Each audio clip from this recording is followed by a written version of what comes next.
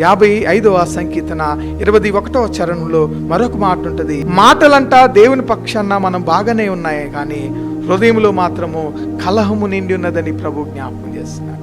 దేవుడు మన హృదయాన్ని ఇచ్చినది కారణం ఏమిటనంటే, ఏ కల్మషము లేకోకుండా నిర్మలమైన హృదయముతో దేవునిని ఆరాధించేటువంటి హృదయముగా దేవుని హృదయం ఉండాలని కోరుకున్నాడు. ప్రియమైన అలా కోరుకున్న హృదయము దేవుని సన్నిధిలోకి వచ్చి పెదవులతో స్తుతిస్తూ, హృదయము దేవునికి దూరంగా ఉన్నదేమో జాగ్రత్త, నీవు మాటలు పాటలు ప్రార్థనలు బాగానే చేస్తున్నావేమో, కానీ నీ హృదయం దేంతో నిండి ఉన్నది?